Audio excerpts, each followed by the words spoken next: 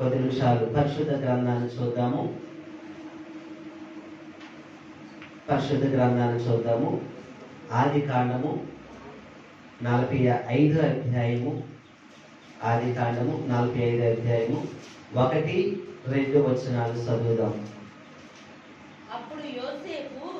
అప్పుడు యోసేపు తన యొద్ద నిలిచిన వారందరి ఎదుట తన్ను తాను అణుచుకొన చాలక నా యొద్ద నుండి ప్రతి మనుష్యుని వెలుపలికి పంపివేయుడని బిగ్గరగా చెప్పెను. యోసేపు తన సహోదరులకు తన్ను తాను తెలియజేసుకున్నప్పుడు ఎవరును అతని యొద్ద నిలిచి ఉండలేదు. అతడు ఎలుగెత్తి ఏడవగా ఐగుప్తీయులను ఫరో ఇంటి వారును వినిరి. దేవునికి స్తోత్రాలు చెల్లిద్దాం. దేవునికి స్తోత్రాలు చెల్లిద్దాం. అలాగే తల ఉంచుకున్నాడైతే ప్రార్థన చేసుకుని వాక్యంలోకి వెళ్దాం. పరిశుద్ధుడా, ప్రేమగల తండ్రి, కృపగల మా దేవ, చదవబడిన లేఖన భాగాలను దీవించండి, ఆశీర్వదించండి.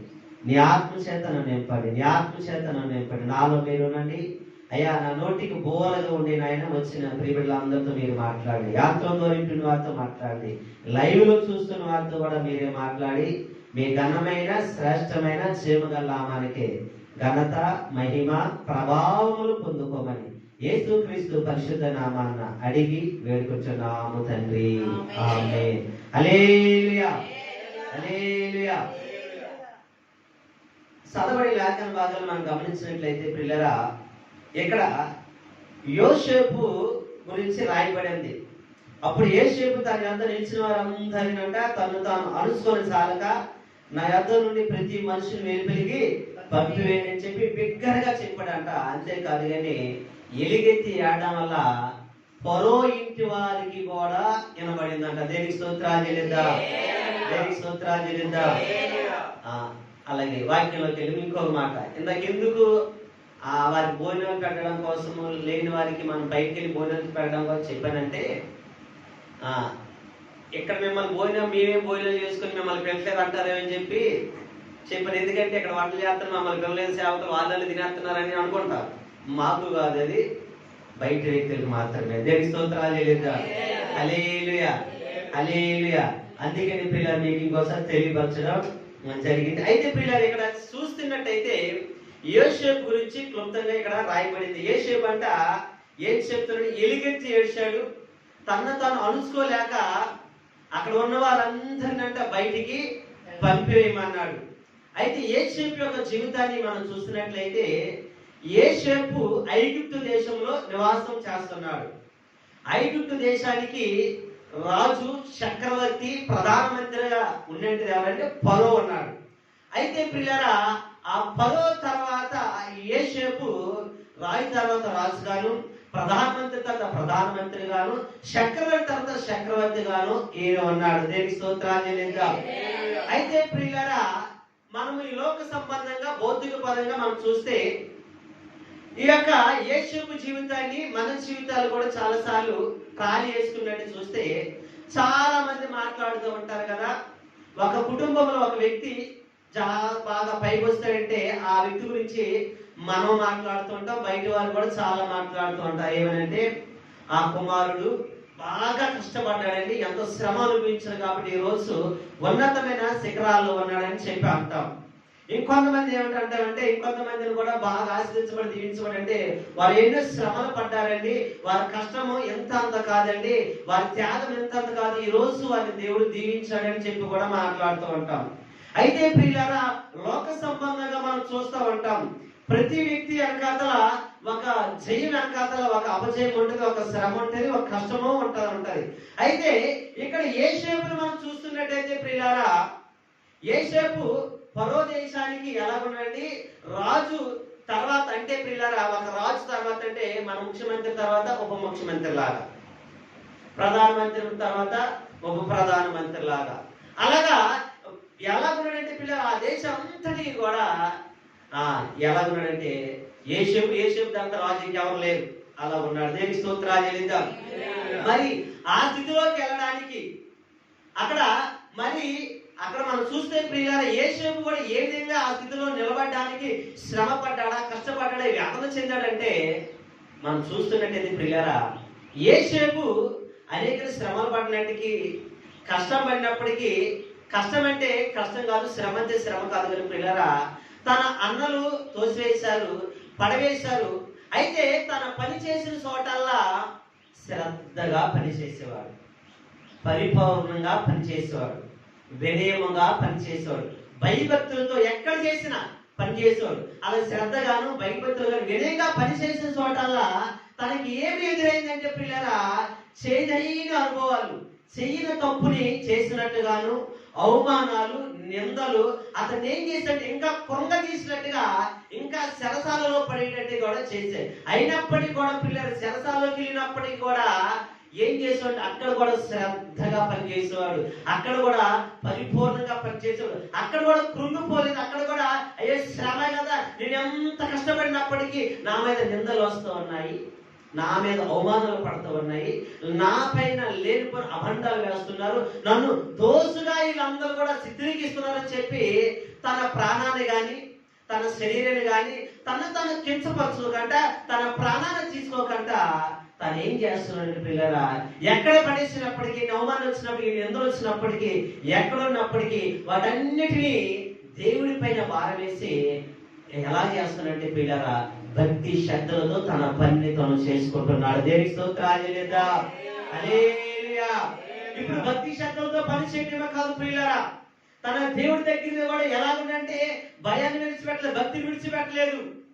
చాలా మంది చూడండి ముందుగాను ఉన్నతమైన స్థితిలోకి వచ్చిన తర్వాత ప్రియులారా దేవుడు నడిపించాడు, లేదంటే నా కష్టాతీతం వచ్చిన తర్వాత తాను ఎలా ఉంటానంటే ప్రియులారా తను కుంగు పెడతాడు. శ్రమ వచ్చిన తర్వాత అయ్యే ఉన్నతమైన స్థితిలోకి వచ్చి దీవించబడ్డాను, ఇప్పుడు ఈ కష్టాలు, ఈ శ్రమలు, ఈ నిందలు నాకు వచ్చాయని చెప్పి ఏం చేస్తుంటారు, అక్కడికి వెళ్ళబట్టే నాకు నిందలు వచ్చాయి, అక్కడికి వెళ్ళబట్టే నాకు అవమానాలు వచ్చాయి, అక్కడికి వెళ్ళబట్టి నాకు శ్రమ వచ్చింది, దోషము కలిగింది, ఇప్పుడు కూడా ఆ సన్నిధి దేవుడు కానీ చూడని చెప్పి మానేసినట్టు వారు కొంతమంది ఉంటారు, మానేసి ప్రాణాలు తీసుకున్నట్టు వారు కొంతమంది ఉంటారు, మానేసి కష్టాలు శ్రమలు అనుభవించినట్టు వారు కొంతమంది ఉంటారు.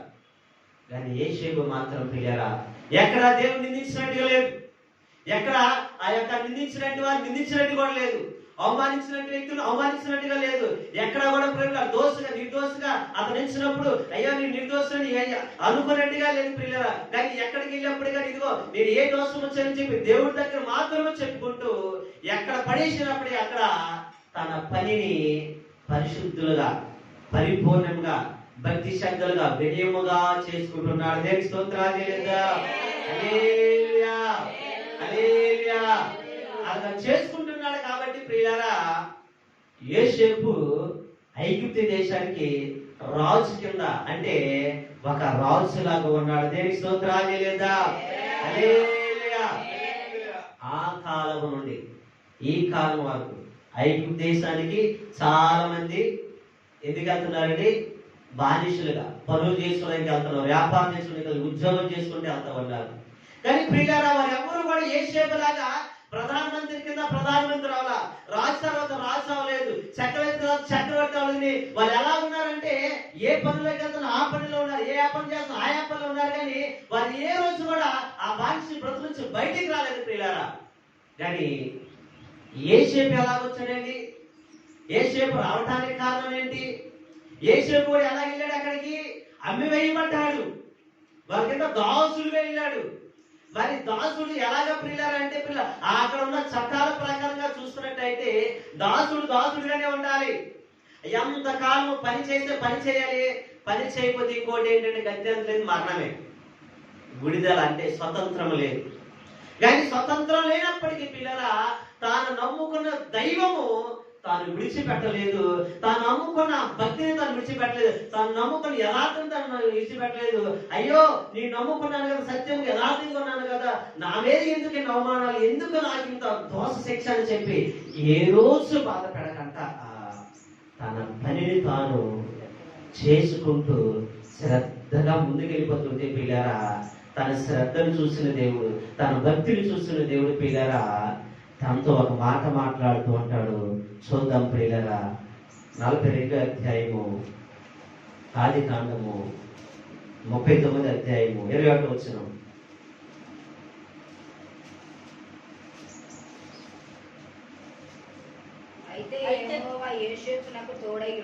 ఏమన్నాడంటే ఏషేపునకు తోడై ఉన్నాడంట. దేనికి స్తోత్రాలు చేయగా. అక్కడే కాదు 23 వచనంలో కూడా అదే మాట చూడండి. దేనికి స్తోత్రాలు చేయలేదా. హల్లెలూయా. ఏంటంటే ఎక్కడ పడిసిన ఎవరు తోడుకుంటున్నారు? యెహోవే అతను తోడుకుంటున్నాడు. యేసుక్రీస్తు వారిని తోడుకుంటున్నాడు. అంటే ఎందుకు తోడుగా ఉంటున్నాడు పిల్లరా? తన పనిని తాను శ్రద్ధగా చేసుకుంటున్నాడు. హల్లెలూయా. మనం ఏం తోడు కోరుకుంటా ఉంటాం? మన పనిని మనం శ్రద్ధగా చేసుకున్నప్పుడు నా మీద అవమానాలు వచ్చి నిందలు వచ్చి, ఇదిగో నేను పాపం గాను దోషం గాను ఎంచబడినాను, సత్యమంతా నేను దోషం కాదు అన్నప్పటికీ మనం ఎవరి మీద ఆదుకుంటాం? కృంగిపోతూ ఉంటాం, బాధపడిపోతూ ఉంటాం. మళ్ళీ ఇంకో పని నేను చేయను అని చెప్పి అక్కడిని మనం ఏం చేస్తాము? వేరే దారి లేక మరణమే గచ్చిత్ర మరణాన్ని ఇచ్చుకుంటాం, లేదు తప్పించుకొని పాల్పడని చూస్తూ ఉంటాం. ఇంకెక్కడికి వెళ్ళినా పని చేయడానికి మనం సొంతతా ఉంటాం. కానీ యేసేపు చంకలేదు, ఏమి చేయలేదు పిల్లరా. తన పని తను శ్రద్ధగా చేసుకుంటూ వెళ్తే దేవుడు అతను తోడుగా ఉన్నాడు. హల్లెలూయా. దేవుడు యేసేపు తోడుకునే దేవుడే ఈ రోజు నీకు నాకు తోడుగా ఉండును గాక. యేసేపుని శ్రమ నుంచి కష్టం నుంచి విడిపించి ఉన్నతమైన శిఖరాలపై నిలిచబెట్టిన దేవుడే ఈ రోజు నీకున్న సమస్యలు ఇరుకున్న బాధలను కూడా విడిపించి ఉన్నతమైన శిఖరాల మీద నిలిచబెట్టును గాక. హల్లెలూయా. హల్లెలూయా. అయితే అలా ఉన్నాడు. ఇప్పుడు ఎలా ఉన్నాడు? ఉన్నతమైన శిఖరాలుగా ప్రధానమంత్రి రాజుగా చక్రవర్తిగా ఉన్నాడు. అలా ఉన్నప్పుడు ప్రియులారా, మనం చదువుకున్నాం కదా ఏ అధ్యాయము 45 అధ్యాయం 1-2 వచనాలు చూస్తే, అక్కడ వచ్చేసరికి మరో వాక్యానికి వచ్చేసరికి యేసేపు ఏం చేస్తున్నాడు ప్రియులారా? అప్పుడు యేసేపు తన యొద్ద నిలిచిన వారు అందరి ఎదుట తన తాను అనుసుకొని చాలక నా యొద్ద నుండి ప్రతి మనుషుని వెలిపెలికి పంపేయండి అని చెప్పి బిగ్గరగా చెప్పాను. యేసేపు తన సహోదరులు తను తాను తెలియజేసుకున్నప్పుడు ఎవడనో అతని యొద్ద నిలిచి ఉండలేదు. అతడు ఎలుగెత్తి ఏడవగా ఐగుప్తులో ఫరో ఇంటి కనబడిందంట. దేనికి స్తోత్రాలు చేయలేదా. హల్లెలూయా. ఎంత గట్టిగా ఏడుస్తుంటాడండి. ఐగుప్తులు ఫరో ఇంటి కనబడిందంట. అంటే ఇక్కడ నేనుంటే నూరుపేట సెంటర్లో అల్లు ఉంటాను నాకు తెలిసి. మరి అంత దగ్గరే ఉంటాం. అంత గట్టిగా ఏడ్చాడు పిల్లలు. హల్లెలూయా. ఎందుకు ఏడ్చాడండి ఈయన? ప్రధానమంత్రి కదా. శ్రమలు బాగున్నాయి, కష్టాలు బాగున్నాయి, నిందలు బాగున్నాయి, అవమానాలు బాగున్నాయి. ఏడడానికి కారణం ఏంటి? ఈరోజు లోకంలో ఒక్కొక్కరు ఒక్కొక్క రీతికి ఏడుస్తూ ఉంటారు.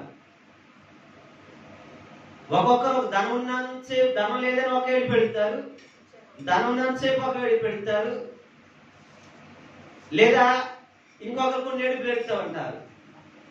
పిల్లల కోసం కొంతమంది ఏడుతూ ఉంటారు, అనారోగ్యం కోసం కొంతమంది ఏడుతూ ఉంటారు, ఉద్యోగం కోసం కొంతమంది ఏడుతూ ఉంటారు. బైబిల్లో కూడా చూస్తే పిల్లరా, ఆగ తన కుమారుని చూసి ఏడుతూ ఉంటారు, అన్న తన పిల్లలు చూసి ఏడుతూ ఉంటారు. ఇంకా మనం బైబిల్లో చూస్తే పిల్లరా, చాలా మంది ఏడిచినట్టు వారు చాలా మంది ఉంటారు. అంటే ఒక్కొక్కరు ఒక రీతిగా ఏడుస్తూ ఉంటారు. కానీ ఇక్కడ యేసేపుకి ఎందుకు ఏడుతున్నాడు పిల్లలు మనం గమనించినట్లయితే, అక్కడ ఒంటరిగా ఉన్నప్పుడు తన అన్నలు అక్కడికి వచ్చి ఉన్నారు. అన్నలు వచ్చినప్పుడు సంతోషపడి ఏం చేయాలంటే సంబరం చేయాలి. అయ్యంత కాలానికి వచ్చారు నా అన్నలు, 10 సంవత్సరాలు 11 సంవత్సరాలు అయిపోయింది, లేదా ఒక 20 సంవత్సరాలు అయిపోయింది, రాక వచ్చారని చెప్పి సంతోషపడాలి. లేదా రెండోది, అయ్యో నాన్నలు నాకు ద్రోహం చేస్తారు, పడవేస్తారు, ఇదిగో నన్ను అక్కడ అమ్మి వేస్తారు కాబట్టి ఏం చేయాలి? పగ తీర్చుకునేటట్టుగా అయితే అధికారి ఉన్నాడు కాబట్టి వాళ్ళు తీసుకెళ్లి బంధించి తగిన శిక్ష విధించాలి. కానీ రెండే చేయకుండా ఎలుగెత్తి ఏడుస్తున్నాడు అని పిల్లారా. దేవుని స్తోత్రాలు చేయలేదా. ఏం చేస్తున్నాడండి?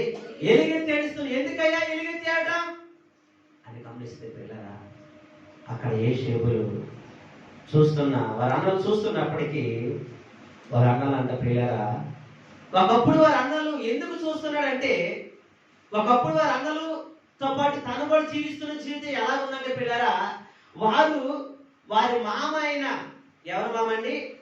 యేసేపు యొక్క నాన్నగారు యాకోబు గారు ఒక మామగారు లాబాను ఇంటికాడ నుంచి వారు బయటకు వచ్చినప్పుడు యోసేపు చాలా చిన్నవాడు, తన అన్నలు కూడా కొంచెం పెద్ద వయసులో ఉన్నట్టు వారు అక్కడి నుంచి బయటకు వచ్చినప్పుడు పిల్లరా విస్తారమైన ధనంతో బయటకు వచ్చారు. ఎంత ధనంతో? విస్తారమైన ధనంతో బయటకు వచ్చారు. ఆ ధనంతో వస్తున్నప్పుడు యాకోబు యొక్క సోదరుని యోసేపు వస్తున్నప్పుడు, ఎదురుగా వస్తున్నప్పుడు అతనికి దాంట్లో కొంత బాగా ఇస్తే నాకు వద్దు కాకపోతే నాకు విస్తారమైన ధనం నాకు కూడా ఆశ్రయించండి. ఆ విస్తారమైన ధనంతో ప్రియులారా వారు ప్రయాణం వస్తూ ఉంటే వారికి కొదువు లేదు, తినడానికి సమృద్ధి కలిగి ఉన్నారు. వస్త్రాలకు కొదువు లేదు, ఆహారంలో కొదువు లేదు, వారికి ఎక్కడ ఏది కొదువు లేకుండా సకల సమృద్ధి తొలగు సంతోషంతో అన్నదమ్ములైతే అక్క చెల్లండి ఫ్యామిలీ అంతా సంతోషంతో ఉన్నారు. ఎందుకంటే విస్తారంగా దేవుడు వారిని ఆస్వాదించాడు. అబ్రహామును ఆస్వాదించిన దేవుడు, ఇస్సాకును ఆస్వాదించిన దేవుడు, యాకోబును కూడా ఆస్వాదించేశాడు. పిల్లరా అలా ఆస్వాదించిస్తే ఎక్కడికి వచ్చేసరికి యోసేపు మాత్రం ఏడుతున్నాడు. ఎందుకయ్యా ఏడుస్తున్నాడు అంటే పిల్లరా అన్నలు దీనస్థితిని చూసి ఏడుస్తున్నారు. దేవుని స్తోత్రాలు. హల్లెలూయా. ఎందుకయ్యా దీనస్థితి అంటే అయ్యో ఒకప్పుడు వారు దీవించబడినట్టు వారు ఆస్వాదించబడినారు. ఇప్పుడు వాళ్ళు ఎలా ఉన్నారంటే పిల్లరా అన్న దగ్గర మోకరయ్యి అయ్యా మాకు ఇదిగో ఆహారం కొత్తగా ఉంది, కరువుగా ఉంది, మీరు మాకు ఇదిగో ఒక ఆహారం ఇస్తేనే మేము జీవిస్తుంటాం, మా పిల్లలు బతుకుంటాం, నా తండ్రి కూడా జీవిస్తామని చెప్పి ఆయన ముందంట మోకరయ్యిపోయి అందరూ కూడా దీనస్థితిలో ఆయన అడుగుతా ఉన్నారు. హల్లెలూయా. దీనస్థితిలో అడుగుతున్నాడు ప్రియులారా. వారందరూ దీనస్థితిలో ఉన్నారు. ఆ దీనస్థితిని చూసి యోసేపు ఏడుస్తున్నాడు, కన్నీరు కారుస్తున్నాడు. ఈ రోజు ప్రియులారా చాలా మంది దీనస్థితిని చూసి అయ్యో నాన్న ఒకప్పుడు నన్ను తిరస్కరించాడే, నా తమ్ముడు నన్ను తిరస్కరించాడు, నా అక్క నన్ను తిరస్కరించిందని చెప్పి ఏం చేస్తూ ఉంటాం? నీకు ఈ రోజు ఇలా జరగడము ఈ జరగడం అని చెప్పి మనం ఏం చేస్తాం? అతను చూసి నవ్వుతా ఉంటాం, అతను చూసి ఏలం చేస్తూ ఉంటాం, అతను చూసి మనం ఏం కాకుండా ఎక్సెక్లు చేస్తూ ఉంటాం. కానీ అలాగ చేయలేదు పిల్లరా. యోసేపు అంటే తన అన్నల దీనస్థితిని చూసి ఏం చేస్తాడంటే ఎలుగెత్తి ఏడుస్తున్నాడు. ఏం చేస్తున్నాడు? ఎలుగెత్తి ఏడుస్తున్నాడు పిల్లరా. ఒకప్పుడు సమృద్ధి కలిగినట్టు వారు, దీవించబడినట్టు ఆశీర్వదించబడినట్టు వారు అయ్యో ఏలనికి గురి చేయబడుతున్నారేమో అని చెప్పి ఏలన చేయలేదు పిల్లరా. ఏలన చేయకుండా వారి మీద పగ తీర్చుకోకుండా వారి యొక్క దీనస్థితిని చూసి వారిని ఏమో అవమానపరచకుండా వారిని చూసి ఎలుగెత్తి ఏడుస్తున్నాడు.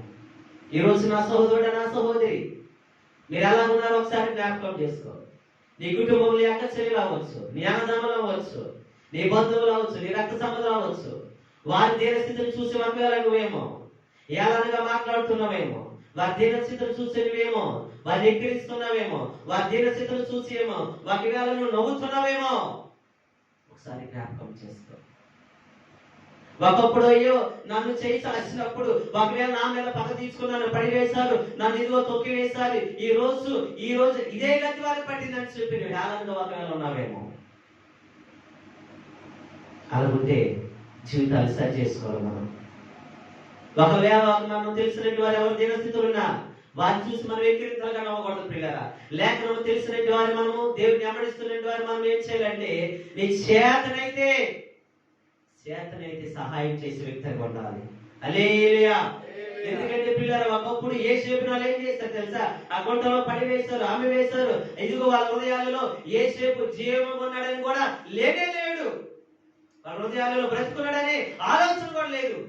కానీ అలాంటి వాళ్ళు తారసపడ్డారు, ఎదురుపడ్డారు. మోకరితో ఉంటే ఏం చేయాలండి? కాలు మీద కాలు వేసుకోవాలి, కుర్చీ మీద కూర్చొని వారిని ఎక్కిరింత పాలు చేయొచ్చు, అవమానపరచవచ్చు, నిందపరచవచ్చు. కానీ యోసేపు అలాగే చేయట్లే. వారి దీనస్థితి చూసి కన్నీరు కారుస్తున్నాడు. పిల్లగా మనము కూడా చాలా చోట్ల ఒకవేళ చేసి ఉన్నట్టయితే ఈ దినాన్ని మనం సరి చేసుకోవాలి. సరి చేసుకోవడం కాదు, ముందున్న జీవిత దినం అంతా కూడా పిల్లగా బయట వ్యక్తులు అవ్వచ్చు, మన బంధువులు అవ్వచ్చు, మన సహోదరులు అవ్వచ్చు, ఏ స్థితిలో ఉన్నప్పటికీ, సంపద స్థితిలో ఉన్నాడా నవ్వండి, దీనస్థితిలో ఉన్నాడా ఏడవని తప్పితే కానీ నీకు తగిన సహాయం చేయండి. కానీ వారిని ఎప్పుడు కూడా ఎక్కడితో పాలు చేయకూడదు. దేనికి స్తోత్రాలు చెల్లిద్దాం, దేనికి స్తోత్రాలు చెల్లిద్దాం. ఎందుకు ప్రియులారని చెప్తున్నానంటే వారు ఎలాగున్నారు ప్రియులారంటే మనం చూద్దాం, ఒక వాక్యం చూద్దాం ప్రియులారా. 42 ఆదికాండం 42 అధ్యాయము 5-6 వచనాలు చూద్దాం. కరువు కనాను దేశంలో ఉండేది కనుక ధాన్యము కొనవచ్చిన వారితో కూడా ఇశ్రాయేలు కుమారులు వచ్చి అప్పుడు యోసేపు ఆ దేశమంతటి మీద అధికారి అయి ఉండెను. అప్పుడు యేసేపు ఆ దేశమంతటి మీద అధికారి అయి ఉండెను. అతడే ఆ దేశ ప్రజలందరికీ ధాన్యం అమ్మకము చేయువాడు కనుక యోసేపు సహోదరులు వచ్చి ముఖములు నేల మోపి అతను వందనము చేసిన దేనికి స్తోత్రాలు లేదా. హల్లెలూయా. యేసేపు మా దేశం అంతటి మీదకి ధాన్యం అమ్మకం మీద అధికారిగా ఉన్నాడు. ఇప్పుడు వాళ్ళు ఏం చేస్తున్నారండి? నేలకు మోకాలున ముఖముల నుంచి వందనాలు, అయ్యా మాకు ఆహారం దయచేయండి, మాకు ఆహారం దయచేయండి, నేలకు పెట్టి వందనాలు చేస్తున్నారు. అయితే పిల్లరా, యోసేపుకి ఒక దర్శనం ఉంది. దాన్ని బట్టి కూడా వాళ్ళు నిందించలేదు. యోసేపు అధికారి అయినప్పుడు నిందించలేదు. యోసేపు ఎక్కడ కూడా పిల్లలు గర్వం కానీ అధికార బలం కానీ ఇది అందరికీ చెప్పేసి వాళ్ళకి కించపరచడం కానీ అవమానపరచడం కానీ దోషులు కానీ ఇదిగో నిందించడం కానీ అని చెప్పి వారిని నిందించడం ఏది మాట్లాడకంట ఎలుగెత్తి ఏడుస్తున్నాడు పిల్లలు. వారి దీనత చూసి మన సహోదరు దీనత చూసి వెళుతున్నావా లేదా? అయ్యో నా సోదరి ఎలాగుంది, అయ్యో నా సహోదరి దీనస్థితిలో ఉన్నాడే, అయ్యో వారిని అలా వదిలేయకూడదే, నీ దగ్గరికి వస్తే నువ్వేం చేయాలి? అవమానించి పంపివేయకూడదు పిల్లలు. లేనుకుని అబద్ధాల మాటలతో అవమానపరిచయాన్ని పంపివేయకూడదు. అది దేవుడికి తగినది కాదని, అది క్రైస్తవులకు మనకి తగినది కాదు. కానీ వారి దేవుడిని చూసి నీవు నేను చేయాల్సిన పని ఒకటే పిల్లారా, ఏడ్చి నీ చేతనైతే వారికి సహాయం చేయాలి. దేవునికి స్తోత్రాలు లేదా. హల్లెలూయా. అందుకే జ్ఞాని సొలొమోను చెప్తాడు, సామెతల గ్రంథం 22:22 జ్ఞాని సొలొమోను చెప్తూ ఉంటాడు. చూడండి, సొలొమోను చెప్తూ ఉంటాడు, సామెతల గ్రంథం 22:22 దరిద్రుని దోచుకొనవద్దు, కుంభమునొద్ద దీనులను బాధపరచవద్దు. చాలు పిల్లరా, దేనికి స్తోత్రాలు లేదా. హల్లెలూయా. ఏం చేస్తున్నాడు పిల్లరా? గుమ్మమునొద్ద దీనులు బాధపడవద్దు, యెహోవా వారి పక్షమున రాజ్యమాడును. గుమ్మమునొద్ద దీనులను చూసి బాధపరచవద్దు. మన గుమ్మం దగ్గరికి ఎవరు వచ్చినా సరే మనం ఏం చూడదంటే బాధపరచవద్దు. దీనిలంటే భిక్షాటం చేసినట్టు వారు కూడా, మన బంధువులు మన స్నేహితులు కూడా ప్రియులారా, వారిని చూసి ఒకప్పుడు నన్ను ఇలా చేశావు కదా, ఒకప్పుడు నన్ను ఇలా అవమానపరిచావు కదా, ఒకప్పుడు నన్ను తరివేశావు కదా అని చెప్పి వారిని చూసి నువ్వు ఏం చేయవు? బాధపరచొద్దంట. ఏం చేయండి? బాధపరిస్తే ఏవో మన పక్షం కాదు, వాళ్ళ పక్షం వ్యాసం ఆడతాడు, మనం దోషులు అయిపోతాం, శిక్షకు పాత్రులు అయిపోతాం. కాబట్టి పిల్లరా, వారిని హక్కులు చేర్చుకొని తన కష్టం అంతా నువ్వు ఏం చేయాలంటే ఆ బాధల నుంచి ఎందుకు నీకు కష్టాలు వచ్చాయని చెప్పి మనం వారు కన్నీరు కాచి నీకు చేతనైతే వారికి సహాయం చేయాలంట. దేనికి స్తోత్రాలు చేయుగా. హల్లెలూయా. అందుకే ద్వితీయోపదేశ కాండం 15:11 కూడా మాట్లాడతారు. చూడండి, ద్వితీయోపదేశ కాండము 15:11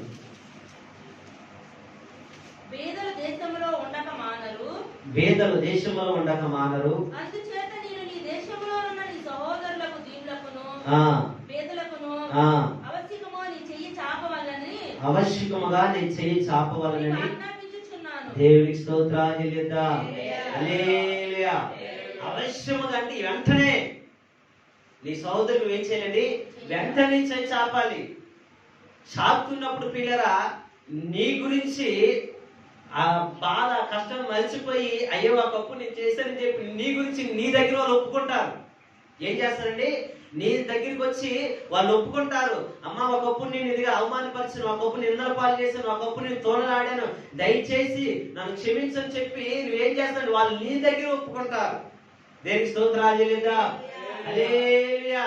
నువ్వు చెయ్యి చాపకంటే నువ్వు ఆదరించబోయావు అనుకుంటే పిల్లరా, నువ్వు తోలనాడితే వాళ్ళు ఇంకా ఏం వెళ్ళిపోతారు? దేవుడు మన శిక్ష తీస్తూ ఉంటాడు. యేసేపు అదే పని చేస్తున్నాడు పిల్లలు. యేసేపు అందుకే ఎలుగెత్తి దేవస్థితి చూసి ఏడుస్తున్నాడు. దేనికి స్తోత్రాలు లేదా. ఈరోజు నేను కూడా పిల్లరా, మన సహోదరులు దీనస్థితిని చూసి హేళనగా అవమానకరంగా మనం మాట్లాడకుండా మనం ఏం చేయాలంటే వారికి సహాయం చేసే వ్యక్తులుగా మాత్రమే ఉండాలి. దేవునికి స్తోత్రాలు చెల్లిద్దాం. హల్లెలూయా. ఎందుకు ఎలుగెత్తి ఏడుస్తున్నాడు మొదటగా అంటే ప్రియులారా, వారి దీనస్థితి చూసి ఏడుస్తున్నాడు. రెండవదిగా చూస్తే ప్రియులారా, ఎందుకు ఏడుస్తున్నాడు రెండవదిగా చూస్తే మనం గమనించినట్లయితే యోసేపు కూడా ప్రియులారా ఎందుకు ఏడుస్తున్నాడు వారి అన్నను చూస్తే మనం గమనిస్తే యోసేపు ప్రియులారా దేవుని స్వభావం కలిగినట్టు వాడు. ఏం కలిగినట్టు వాడని? దేవుని స్వభావం కలిగినట్టు, దేవుని మనసును కలిగినట్టు వాడు, దేవుడికి భయపడినట్టు వ్యక్తి. ఆ భయపడిన వ్యక్తి కాబట్టి అయ్యో నా సహోదరులు స్థితిగతులు మారిపోయివే, వారి దీనస్థితిని చూసి వారిని అవమానపరచక, వారిని ఏమో బలహీనపరచకంట, వారిని దోషులుగా తెచ్చకంట, వారిని చూసి ఏడుస్తూ కూడా ప్రియులారా తను కూడా ఏం చేస్తాడంటే ఏడుస్తా ఉన్నాడు. హల్లెలూయా, హల్లెలూయా. ఎప్పుడు వస్తుంది ఏడుపు ప్రియులారంటే ప్రియులారా, దేవుని యొక్క మనసు మనలో ఉంటే. ఏ మనసు అండి? దేవుని యొక్క మనసు. అది ఎప్పుడు వస్తుంది దేవుని యొక్క మనసు అంటే దేవుడికి భయపడే వ్యక్తులుగా మనం ఉండాలి. ఎవరు భయపడే వ్యక్తులు అండి? దేవుడికి భయపడే వ్యక్తులుగా ఉండాలి. మనం ఎవరికి భయపడుతుంటాం? అందరికి భయపడతాం. లాస్ట్ లో చిన్న రాయికి భయపడతాం, పులికి భయపడతాం, దోమకి కూడా భయపడతా ఉంటాం, ఏకకి కూడా భయపడతాం, దేవుడికే భయపడతాం. కానీ యోసేపు దేవుడికి భయపడుతున్నాడు. ఆదికాండం 42:18 ఆ మాట ఉంటుంది చూడండి. ఆదికాండం 42:18 42:18 అక్కడ ఉంటుంది చూడండి. చదవండి. మూడవ దినమున యోసేపు వారిని చూచి నేను దేవునికి భయపడువాడను. చాలు ప్రియులారా, ఎవరికి భయపడవానండి? దేవుడికి భయపడేవాడు. నేను దేవుడికి భయపడి అంటే ఏ మనసు కలిగి ఉన్నాడంటే దేవుడి స్వభావం కలిగి ఉన్నాడు, దేవుడి మనస్సు కలిగి ఉన్నాడు. కాబట్టి ఎలుగెత్తి ఏడుస్తుంటే ఎక్కడికి కనబడింది? పదో ఇంటిలో ఉన్న వారందరికీ కనబడిందండి ప్రియులారా. దేవునికి స్తోత్రాలు చెల్లిద్దాం. హల్లెలూయా. తన తాను ఏడ్చుకోవట్లా, తన తాను ఉదయం ఏడ్చుకోవట్లేదు, కానీ ఆ ఏడు పదో ఇంటి వరకు కనబడిందంట. నీ ఏడుపు ఎక్కడికి కనబడాలి? మన ఏడుపు పక్కింటికి కూడా కనబడదు. మన దాంట్లో దొంగ ఏడిపోయిగా. నిజమైన ఏడిపోయితే పరలోకంలో దేవుడికి కనబడుతుంది, దొంగ ఏడిపోయితే పక్కనోడు కూడా కనబడదు.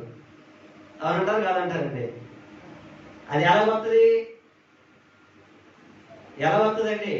దేవుని మనస్సు కలిగి ఉంటే, దేవుని మనస్సు కలిగి ఉంటే. దేవుడి ప్రియులారా మన కూడా గెలిచాడు, ఆయన కన్నీరు కాచాడు.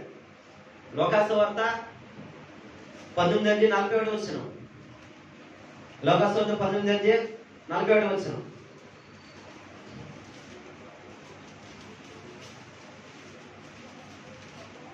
ఆయన పట్టణమునకు సమీపించినప్పుడు దానిని చూసి దాని విషయమే ఏడ్చి. చాలు ప్రియులు, ఏం చేయండి? దాన్ని చూసి దాని విషయమే ఏడ్చాడంట. ఎవరంటే ప్రభువైన యేసుక్రీస్తు వారు గాడిద మీద ఎక్కి ఊరేగింపుగా ఆయన తీసుకొస్తుంటే పిల్లరా యెరూషలేము మందిరంలోకి వస్తూ ఉన్నాడు. యెరూషలేము జనాలు చూసి దాన్ని చూసి ఆ పట్టణం సమీపించినప్పుడు దాన్ని చూసి ఏడ్చాడు. ఎందుకంటే రానున్న దినాల్లో ఈ మందిరము పడదైపడుతూ ఉంటది, రాయి మీద రాయి ఉండకంటే పడదైపడుతూ ఉంటది. ఈ ప్రశ్నలు ఇదిగో కాల్చబడుతూ ఉంటారు, ఎండకి వానికి మారిపోతూ ఉంటారు, ఆకలికి అలమటించిపోతూ ఉంటారు, శ్రమలు అనుభవిస్తూ ఉంటారు. ఎందుకనంటే దేవుడి మీద వాళ్ళందరూ తిరస్కరించినట్టు వారే, దేవుడు శుద్ధించినట్టు వారు కనుక తక్కువ మందే ఉన్నారు. కాబట్టి దేవుడు ఎవరి కోసం ఏడుస్తున్నారంటే పిల్లరా ఆయన మన కొరకు ఏడ్చున్నాడు. మన హృదయంలో ఉన్న ఆలయం పాడైపోతుంది, పడదైపడుతూ ఉంటుందని అనేక నాలుగు విధమైన బాధల చేత, అనేకమైన నాలుగు అలవాట్ల చేత ఆలయం అంతా పాడైపోతుందని చెప్పి యెరూషలేము మందిరం వైపు చూసి ఆయన ఏడుస్తా ఉన్నాడు పిల్లరా. హల్లెలూయా, హల్లెలూయా. దేవాది దేవుడు కూడా ఏడ్చాడు పిల్లరా. కానీ మనం మాత్రం ఆయన దగ్గర ఏడలేకపోతున్నాం, కన్నీరు కాల్చలేకపోతున్నాం. నేను ఆయన పాడైపోతున్న మన హృదయాలను చూసి, పాడైపోతున్న మన జీవితాలను చూసి ఆయన కన్నీరు కాలుస్తున్నాడు. అక్కడే కాదు, ఇంకొక చోట కూడా ఏడుస్తాడు. మొత్తం 3 చోట్ల ఏడుస్తాడు. ఒకటి ఎక్కడ ఏడుస్తూ ఉంటాడు, తర్వాత ఇంకొక చోట ఏమో ఒకే ఒక విధవరాలు ఉంటుంది పిల్లల. ఆ విధవరాలు కుమారుడు ఒకే ఒక కుమారుడు ఉంటాడు. ఆ విధవరాలు బాగా ఏడుతూ ఉంటే కనికిరిపడి అక్కడ ఒక ఇంకొకడు ఎక్కడ ఏడుతాడంటే పిల్లరా అక్కడ ఏడని కనికిరి పడతాడు. ఇంకొకడు ఎక్కడ ఏడుతాడంటే లాజరు దగ్గర ఏడుతూ ఉంటాడు. మూడోది ఎక్కడ ఏడుతాడంటే పిల్లరా శిలువలో నా కొరకు ఏడవద్దు, మీ కొరకు మీ పిల్లల కొరకు. దేనికి స్తోత్రాలు చెల్లిద్దాం. హల్లెలూయా. ఈరోజు మన ఏడుపు దేని కొరకు ఏడుతున్నామో చూడండి. ఈరోజు చాలా మంది ఏడుతూ ఉంటారు. దేని కొరకు? అమ్మో ఎక్కడి నుంచి వచ్చేస్తానో దాని వచ్చేస్తుంది, ఎక్కడి నుంచి వచ్చేస్తాను డబ్బులు వచ్చేస్తాయి, ఎక్కడి నుంచి వచ్చేస్తాను కొత్త సీట్లు వచ్చేస్తాయి, ఎక్కడి నుంచి వచ్చేస్తాను నాగలు వచ్చేస్తాయి, ఎక్కడి నుంచి వచ్చేస్తాను వాహనాలు వచ్చేస్తాయి, ఎక్కడి నుంచి వచ్చేస్తాను పళ్ళు వచ్చేస్తాయి. ఎంతసేపు ఎక్కడికి వెళ్ళిపోతున్నారో వెళ్ళిపోతూ ఉంటారు. అంతేకండి. ఏడిపే ఏడుపు, ఏడిపే ఏడుపు. అది ఎక్కడి నుంచి వచ్చేస్తారో అసలు ఎక్కడికి వెళ్ళిపోతారు? వారి పనులు వాళ్ళు చేసుకోరు, వారి ఉద్యోగాలు చేసుకోరు. పక్కనోడి మీద ఎంతసేపు ఏడమే ఏడమే ఏడమే. హల్లెలూయా.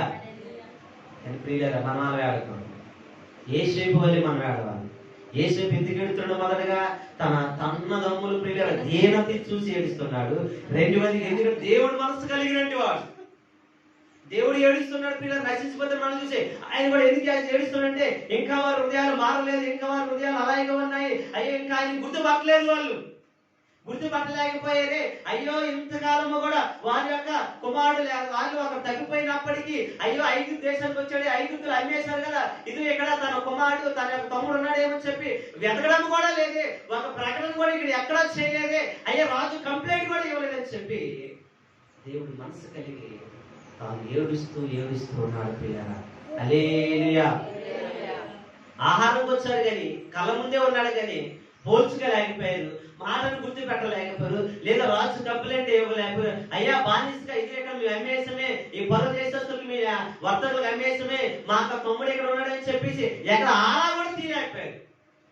అంటే వారి కడుపుకు వారే చూసుకుంటున్నారు, వారి పట్టుకు వారే చూసుకున్నారు కానీ అమ్మేసిన సహోదరుల కోసం ఒక్క ఆలోచన కూడా చేయలేదు. కానీ యేసేపు అవేమి పట్టించుకోలేదు. పిల్లరా ఏది కూడా మళ్ళీ తిరిగి తోడలేదు. కానీ తనంతా కూడా వాడిని మొదలు దీనస్థితి చూశాడు. రెండు అయ్యో ఇంకా నా అన్నదమ్ములు ఇంకా మారలేదే అని చెప్పి దేవుడు మనసు కలిగి, దేవుడు హృదయం కలిగి, దేవుడి యొక్క హృదయ ఆలోచనలు కలిగి ఏడుస్తా ఉన్నాడు. దేవుని స్తోత్రాలు చెల్లిద్దాం. హల్లెలూయా, హల్లెలూయా. ఈరోజు ప్రియులారా నీ ఏడుపు ఏమని ఉండాలంటే నీ కుమారుడు కోసం, నీ కుమార్తె కోసం ఏడవాలి. ఎవరి కోసం ఏడాలండి? కుమార్తె కోసం, కుమార్తె కోసం. ఎక్కడ ఏడవాలి? వాళ్ళ ముందు దేవుడి సన్నిధిలో ఏడాలి. అయ్యా నా కుమార్తె పాడైపోతుంది, అయ్యా నా కుమారుడు పాడైపోతున్నాడు, ఏ వ్యసనం అయితే పాడైపోతున్నాడు, ఏ ఆలోచన చేత పాడైపోతున్నాడు, ఏ యొక్క స్నేహం చేత అయితే పాడైపోతున్నాడు, ఏ అలవాటు చేత పాడైపోతుందో ఆ వ్యసనాలన్నిటి నుంచి, ఆ స్నేహితుల నుంచి విడుదల కలిగినట్టు ఏం చేయాలంటే కన్నీరు కార్చాలి. ఎందుకంటే ఇప్పుడు యేసుక్రీస్తు దానికోసమే కన్నీరు కార్చాలి. జీవమే ప్రత్యక్షమైతే ఆ ప్రత్యక్షమైన జీవాన్ని వాళ్ళు అనుసరించకుండా ఇంకా ఆయన నిందిస్తున్నారు, అవమానపరుస్తున్నారు, తోలనాడుతున్నారు. అయినప్పటికీ ప్రభు ఎక్కడ కూడా వారిని నోటు మాటతో కూడా శిక్ష విధించలేదు, శిక్షించలేదు. ఎంతసేపు కూడా వారి కోసం కన్నీరు కాలుస్తున్నాడు. మనం ఏం చేస్తూ ఉంటాం? కుమార్తె అయినా కుమారుడైనా చెప్పిన మాట అయినప్పుడు అనుకో, నీ కాలు ఇరుకోరా, నీ చెయ్యి ఎవరో ఏ గర్భంలో వచ్చింది, ఏదైనా మన అన్న మాట అనిన తర్వాత ఇరిగిపోతే ఎవరో ఏడ్చేది, మళ్ళీ బాధపడేది ఎవరు? మరి అనేటప్పుడు మనం ఏం చేయాలండి? ఆలోచించాలి కదా, ఆలోచన ఉండాలి కదండి. అందుకే మనం ఏం చేయాలంటే ఒక ఆలోచన రావాలి. ఒక ఆలోచన విధంగా మనం అడుగులేస్తున్నప్పుడు నీ మాట నీ కుమార్నే కదని అంటున్నావు, నీ కుమార్తెని కదని మాట్లాడుతున్నావు. ఆ మాట అయ్యో ఒకవేళ నా కుమార్తె తర్వాత ఆ భారం నాదే, ఆ పోషణ బాధ్యత నాదే, ఆ శ్రమ నాదే, ఆ కష్టం నాదే. మళ్ళీ నువ్వేం చేయాలి? నువ్వు ఒక్కసారి ఒక మాట అంటావు, 100 సార్లు ఏడవాలి దేవుడి దగ్గర.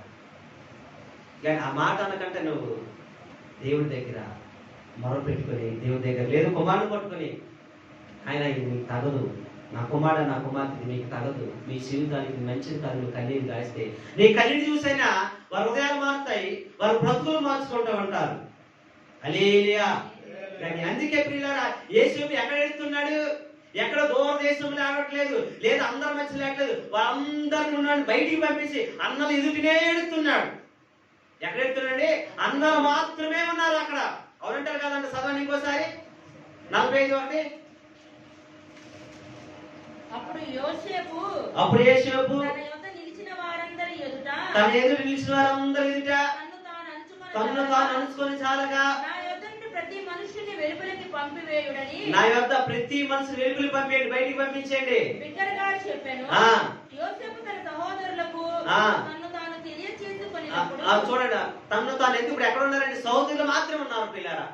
అంటే నువ్వు ఎక్కడ ఆడవాలి? ఏడితే నీ అన్న దగ్గర, నీ తమ్ముడి దగ్గర, నీ చెల్లి దగ్గర, నీ అక్క దగ్గర, నీ కుమార్ దగ్గర ఆడవాలి.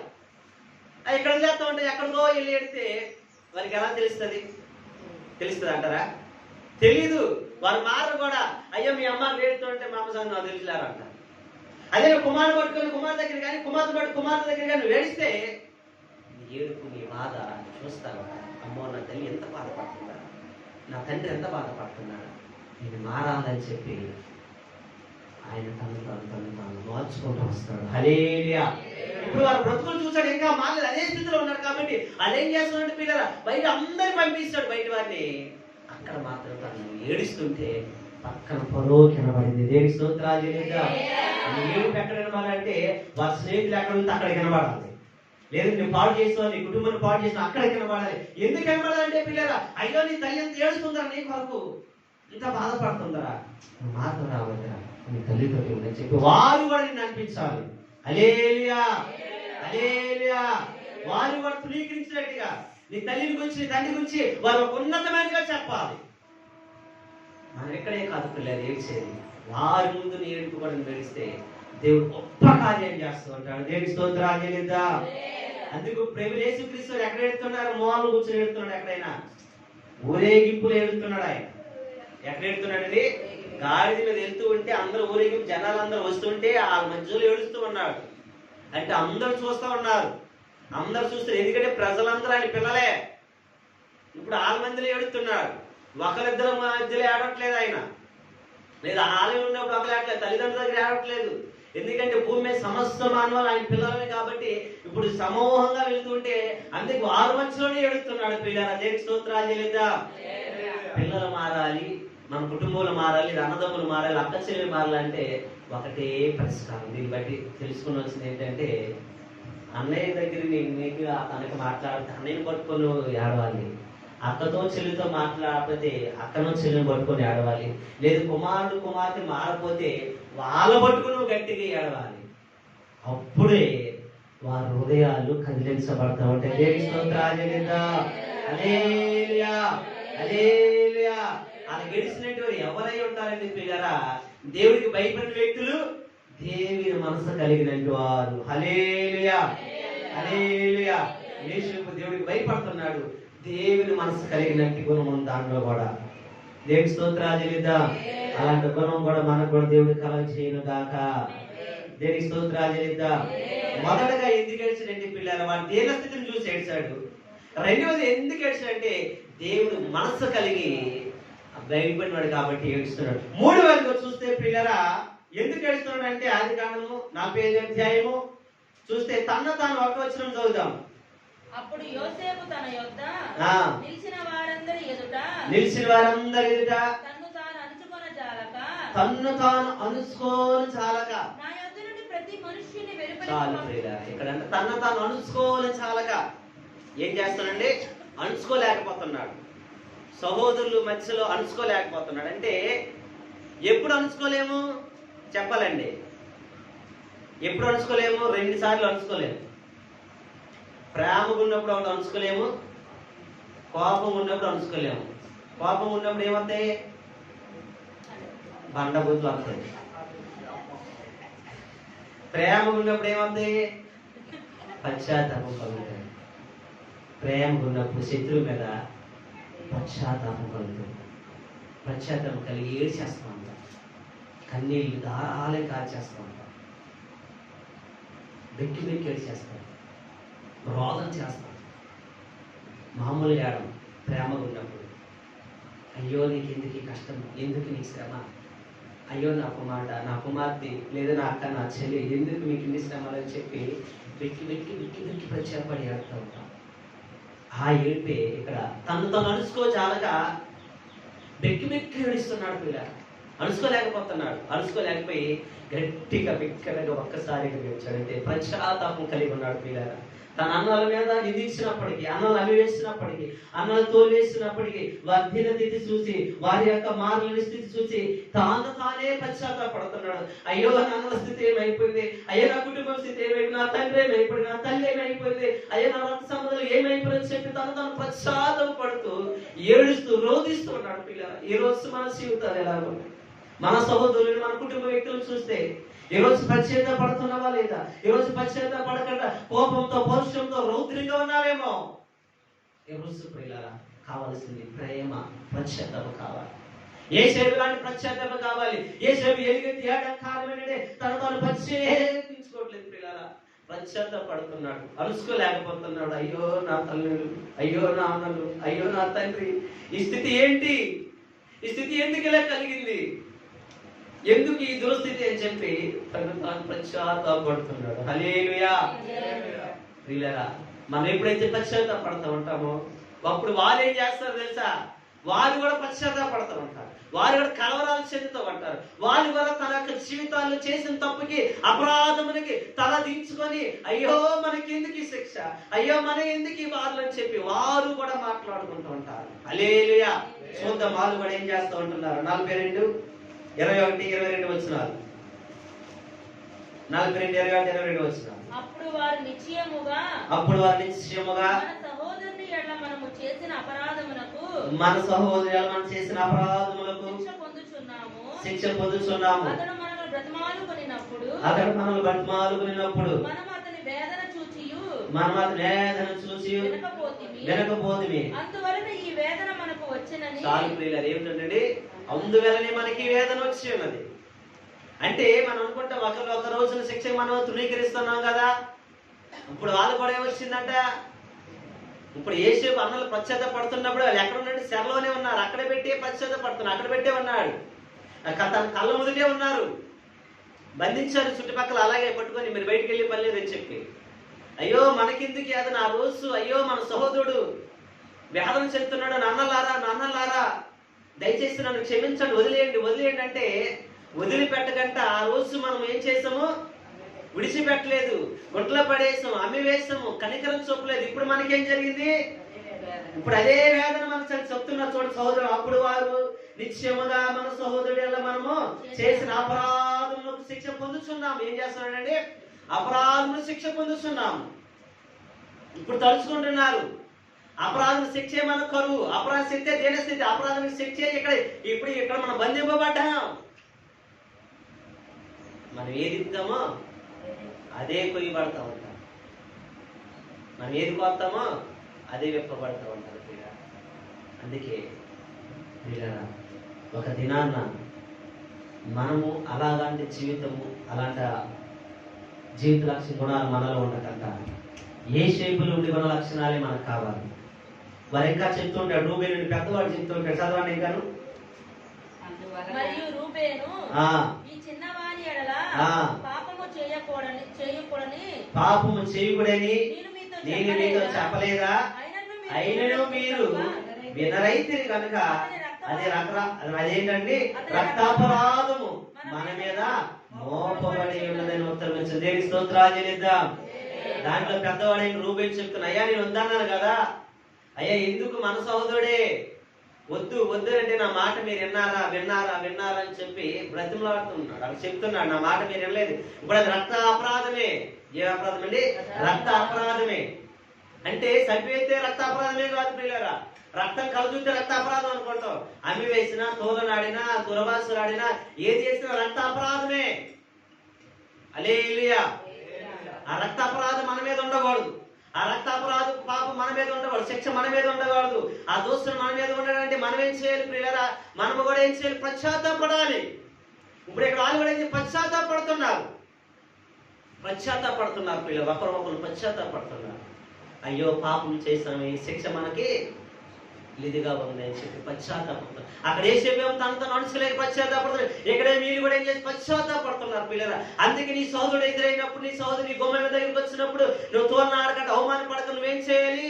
దీన స్థితిని చూసి నువ్వు బయట గెంటి వేయకంట, కుమార్ దగ్గరికి వచ్చినట్టు వారికి దేవుడు వెంటనే సహాయం చేయమని చెప్తున్నాడు. దేవునికి స్తోత్రాలు లేదా? హల్లెలూయా. చేతనైతే వారిని హక్కును చేసుకుని కన్నీరు కాచమని చెప్తున్నాడు. ఇక్కడికి వచ్చి పశ్చాత్తాపడుతుంటే ఇప్పుడు వాళ్ళు ఏం చేస్తున్నారు? వారు చేసిన దోషాన్ని పాపాన్ని వాళ్ళు ఏం చేసుకుని ఒకరికొకరు సంభాషించుకొని ఏడుస్తా ఉన్నారు పిల్లలు. హల్లెలూయా. అప్పుడు నువ్వెంత ధన్యుడిగా ఉంటావు తెలుసా? అప్పుడు నేను ధన్యురాలుగా ఉంటావు తెలుసా? అప్పుడు మహిమ మన మీద ఆవరించబడుతూ ఉంటుంది, కృప మన మీద దిగుతూ ఉంటుంది, ఆశలు మన తల మీదకి వస్తూ ఉంటుంది. నీ గురించి ప్రియులారా, ఏ సహోదరుడైతే తోలనాడు, ఏ సహోదరులైతే దుర్భాషలాడిందో నీ గురించి పక్కన పెట్టుకొని నిన్ను తీసుకెళ్ళి ఎక్కడైతే దుర్భాషలాడి ఎక్కడైతే తోలనాడు అక్కడే కాదు కానీ చుట్టుపక్కల అందరి దగ్గర కూడా ఎంట పట్టుకుని వెళ్ళి సాక్ష్యాన్ని పంచుతూ ఉంటారు. ఇతడమే ఈమె నా సహోదరి, నా సహోదరుడు.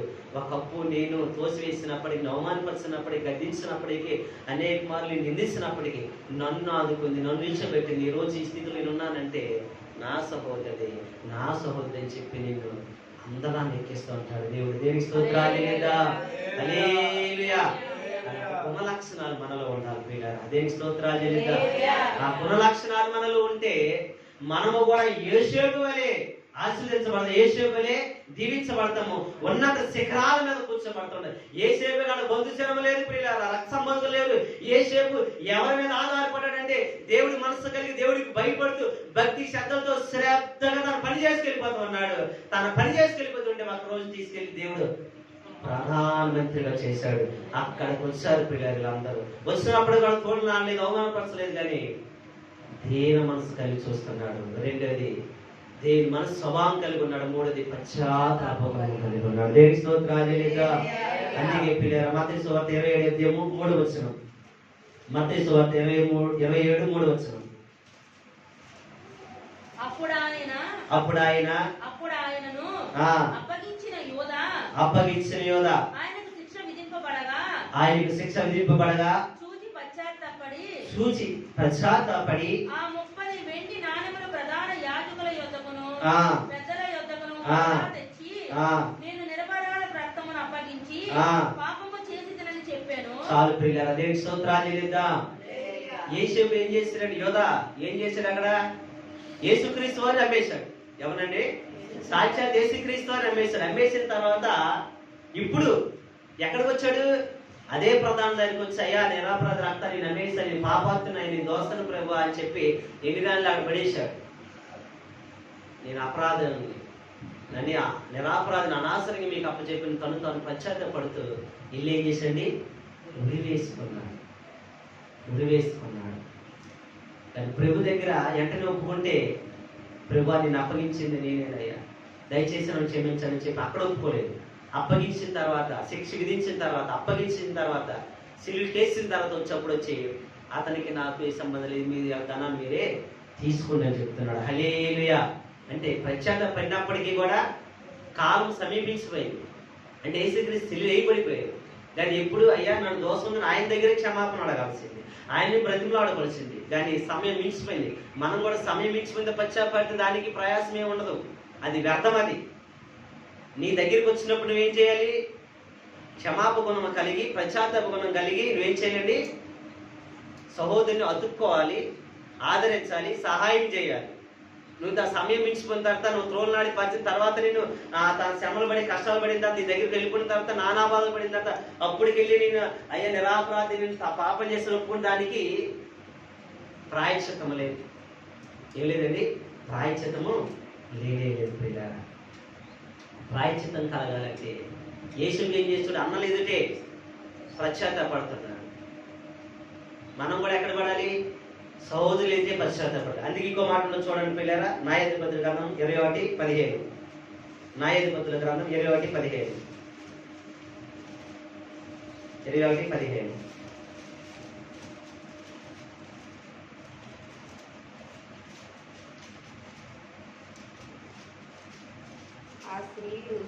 ఆ స్త్రీలు వారికి చాలకపోగా యెహోవా ఇశ్రాయేలు గోత్రములలో లోపము కలగజేసి ఉండుట జనులు చూచి బెన్యామీనును గూర్చి పశ్చాత్తాపడిరి. దేవుని స్తోత్రాలు చెల్లిద్దాం. హల్లెలూయా.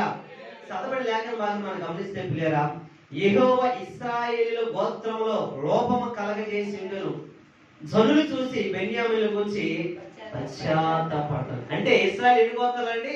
12 గోత్రాలు. అక్కడ బెన్యామీను గోత్రంలో లోపం కలిగింది. ఎందుకు లోపం కలిగిందంటే 11 గోత్రాలు ఒక విధంగా ఉన్నారు, ఈ 12 గోత్రం ఒక విధంగా ఉంది. ఈ 12 గోత్రంలో ప్రియులారు ఏం చేశారంటే ఒక చిన్న పొరపాటు, ఒక తప్పుని చేస్తే 11 గోత్రాల వారు ఏం చేశారంటే ఆ బెన్యామీను గోత్రం పడి కొన్ని లక్షల జనాంగాన్ని ప్రియులారు ఆత్మహత్య చేశారు, చంపేశారు.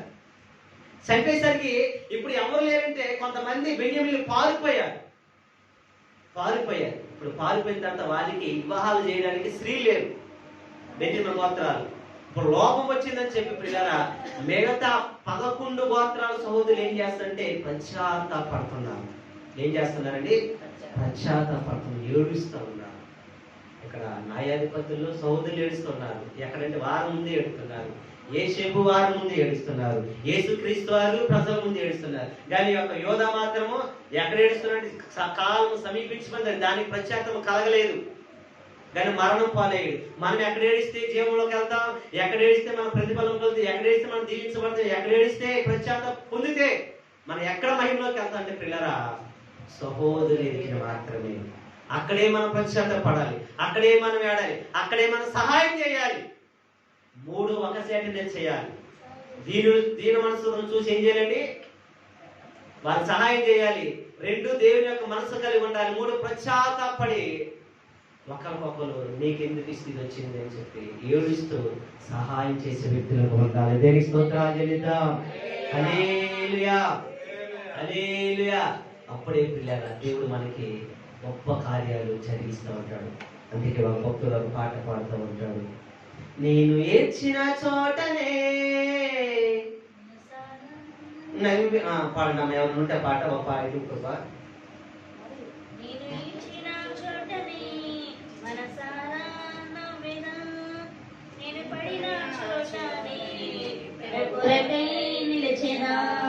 నేను పడిన చోటనే ప్రభు కొరకై నిలిచెదా, నేను ఓడిపోనయా నా పక్షానుండగా, నేను కృంగిపోనయా నీవు నాతో నుండగా, నేను ఓడిపోనయా నా పక్షానుండగా, నేను కృంగిపోనయా నీవు నాలో నుండగా. నేను ఏడ్చిన చోటనే మనసారా నవ్వెదా, నేను పడిన చోటనే ప్రభు కొరకై నిలిచెదా, అవమానం పొందిన చోటే అభిషేకం నాకిచ్చావే, వెలువేయబడిన స్థలములో నన్ను నిలిపినావే. అవమానం పొందిన చోటే అభిషేకం నాకిచ్చావే, వెలువేయబడిన స్థలములో నన్ను నిలిపినావే. ఖ్యాతి నుంచి ఘనత నుంచి మంచి పేరు నాకిచ్చావే, ఖ్యాతి నుంచి ఘనత నుంచి మంచి పేరు నాకిచ్చావే. శాశ్వతమైన కృపతో నన్ను నడుపుచున్నావే, శాశ్వతమైన కృపతో నన్ను నడుపుచున్నావే. నేను ఓడిపోనయా నా పక్షానుండగా, నేను కృంగిపోనయా నీవు నాలో నుండగా, నేను ఓడిపోనయా నా పక్షానుండగా, నేను కృంగిపోనయా నీవు నాలో నుండగా. నిన్నన్నీ పొందిన చోటే ఘనతనిచ్చినావే, నిత్యువన ఎదురై నాకు విందు చేసినావే. నిన్నన్నీ పొందిన చోటే ఘనతనిచ్చినావే, నా శత్రువెదురై నాకు విందు చేసినావే. ఖ్యాతి నుంచి ఘనత నుంచి మంచి పేరు నాకిచ్చావే, ఖ్యాతి నుంచి ఘనత నుంచి మంచి పేరు నాకిచ్చావే. శాశ్వతమైన కృపతో నన్ను నడుపుచున్నావే, శాశ్వతమైన కృపతో నన్ను నడుపుచున్నావే. నేను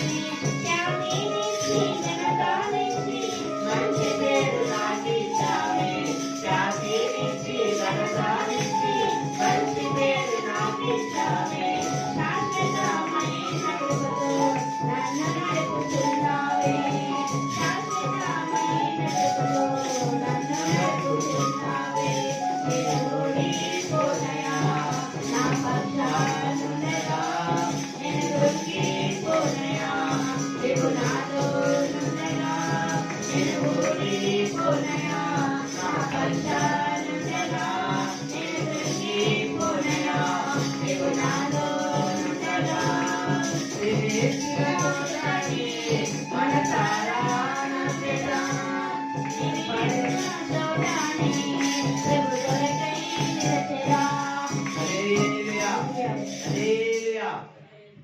అక్కడే ఏడ్చాడు, అక్కడే అవమానించబడ్డాడు, అక్కడే నిందించబడ్డాడు, అక్కడే తోలనించబడ్డాడు. పిల్లరా, దేవుడు అదే స్థలంలో, అదే దేశంలో, అదే ప్రదేశంలో సహోదరి మనసులో ఆశీర్వదించాడు, దీవించాడు. పిల్లరా, తన కన్నీటిని దేవాది దేవుడు నాట్యంగా మార్చుతాయంటే ఇది ఉన్నతమైన శిఖరాల మీద ఉంచాడు. ఈరోజు నీవు ఏ విధమైన వేడి పెడతానో ఒకసారి జ్ఞాపకం చేసుకుందాం. మోకరిద్దాం, అందరం మోకరిద్దాం. ఈరోజు మనం ఏ విధమైన ఏడు పెడుతున్నాం చూద్దాం. ఎందుకంటే యేసు బంధాలు ప్రియులారా తన దగ్గరికి దీనస్థితిలో వచ్చారు, తన ఎదుటి మోకరిల్లారు, తన దగ్గరే కన్నీరు కారుస్తున్నారు. కన్నీరు కారుస్తూ వందనాలు చెప్తూ నేలకు ముఖాలు పెట్టుకున్నప్పుడు యేసేపు తోలనాడలేదు, వారిని అవమానపరచలేదు, నిందించలేదు, వారిని అగౌరవపరచలేదు, వారి శిక్ష గురి చేయలేదు. వారి అన్నలో దీనస్థితిని చూసి ఎలుగెత్తి ఏడుస్తున్నారు. ఈరోజు నీ సహోదరు దీనస్థితిని చూసి, నీ సోదరి దీనస్థితిని చూసి, నీ బంధువుల దీనస్థితులు చూసి, అయ్యో నీ రక్తంలో దీనస్థితులు చూసి నువ్వు ఏ విధంగా ఉన్నావో జ్ఞాపకం చేసుకో. నువ్వు కన్నీరు కాలుస్తున్నావా, ఏడుస్తున్నావా, లేదా వారిని తోలనాడుతున్నావేమో, వారి మీద అవమానపరుస్తున్నావేమో జ్ఞాపకం చేసుకో. నా సహోదరా ఎలా ఉన్నావు ఒకసారి జ్ఞాపకం. ప్రార్థనలో ఉందా? ఎవరి కాళ్ళు జ్ఞాపకం చేసుకుందాం. ప్రజలతో ప్రార్థన చేద్దాం. స్వరమైతే ఎవరి కాళ్ళు ప్రార్థన చేద్దాం. ప్రభుని అడుగుదాం. అయ్యా నా సహోదరులు ఆయన, అయ్యా నా సోదరిమణులు ఆయన, అయ్యా దేని స్థితిని చూసి ఎంతో నాడనేమో, వారిని అవమానపరచాలేమో, వారిని దూషించలేమో. ఈ క్షణం ముందు నన్ను క్షమించాలి. ఈ క్షణం ముందే నన్ను నాయన సిగ్గుపరుచుకుంటున్నాను. అయ్యా నా దోషమును క్షమించండి. ఏ సేపుకి ఇచ్చిన దీన స్థితిని చూసినప్పుడు నాయన ఎలుగెత్తి ఏడుస్తున్నాడు. నాయన ఆ మనసు నాకు దయచేయండి. అయ్యా దీనిలో గుమ్మంలో వచ్చినప్పుడు నాయన వారి ఎడల తండ్రి నాయన, అయ్యా పరిశుద్ధాత్మ తండ్రి నాయన, అయ్యా నీ సహాయం వారికి అందించమన్నావు. అయ్యా శీఘ్రమే నీ వస్తు మనకు అందించమన్నావు నాయన. అయ్యా లేకపోతే నీ వాయిస్ మాట్లాడని చెప్తున్నావు నాయన. మేము అలగొండబడదు అయ్యా. వారి దీనస్థితిలో మేము ఏడవాలి నాయన. వారి దీనస్థితిలో చూసి వారికి సహాయం చేసి వ్యక్తులకు మమ్మల్ని పెట్టండి. వారి దీనస్థితిలో చూసి నాయన నీకు భయపడి అయ్యా మీలాంటి మనసు మాకు కలిగి అయ్యో మా సహోదరుల కోసం, మా సహోదరి మన కోసం, మా రక్త సంబంధుల కోసం కన్నీరు కాచే మాకు దయచేయండి. మాకు ఇచ్చిన ఐశ్వర్యం బట్టి కానీ, ధనాన్ని బట్టి కానీ, అధికారాన్ని బట్టి కానీ అయ్యా మేము ఎక్కడ కూడా ప్రభాతాన్ని నాయన అయ్యా అయ్యా పరిశుద్ధాత్మ తండ్రి వారిని అవమానపరచుకుంటా, వారిని నిలుచుకుంటా, మాకు ఇచ్చిన ఆధిక్యతను బట్టి, అధికారాన్ని బట్టి అయ్యా మాలో గర్వాన్ని అహంకారాన్ని చూపకంట మా సహోదరులు ప్రభా నీకు భయపడి హక్కులు చేర్చుకొని కృపణ దయచేయండి. నీకు భయపడి నాయన వారిని ప్రభా నాయన ప్రేమించే గొడవ మాకు దయచేయండి. అంతేకాదు నాయన మూడోదికి పశ్చాత్తాపడుతున్నారు. అయ్యా మీరు కూడా నాయన కన్నీరు కారుస్తున్నారు. అయ్యా పశ్చాత్తాపడుతున్నారు. ఆ హృదయాన్ని మాకు దయచేయండి. నశించిపోతున్న మా సహోదరులను, నశించిపోతున్న మా సోదరులను చూసి పశ్చాత్తాపడే గుణాన్ని మాకు దయచేయండి. అయ్యా అటు గుణాన్ని మాకు అనుగ్రహించండి. అటు కన్నీటిని మాకు దయచేయండి నాయన. అదే పరిశుద్ధ ఆత్మ తండ్రి ఆ గొప్ప కృపలోకి మమ్మల్ని నడిపించండి. ఏ సేపుని పడిన చోటనే, అవమానపరచబడిన చోటనే, నవ్విన చోటనే, నిందించిన చోటనే మీరు తల ఎత్తారు, ఆశీర్వదించారు, ప్రఖ్యాతిని పేరుని కలగజేశారు నాయన, దీవించారు నాయన. అయ్యా శత్రువు ఎక్కడైతే నవ్వాడు వారి ఎదుటినే విధులు సిద్ధపరిచేవారు, అక్కడే బహుమానమ కిరీటం ధరింపజేస్తావు నాయన. ఎంత గొప్ప కృప, ఎంత గొప్ప కృప ఇచ్చావు నాయన. ఆ గొప్ప కృప మాకు అనుగ్రహించండి. ఆ గొప్ప ఆశీర్వాదం మమ్మల్ని నడిపించండి. ఆ మహిమ నాయన వచ్చిన బిడ్డలకి మాకు దయచేసి మాటలని దీవించి ఆశీర్వదించమని యేసుక్రీస్తు పరిశుద్ధ నామాన్ని అడుగుచున్నాము తండ్రి. ప్రార్థన ప్రార్థన చేయండి.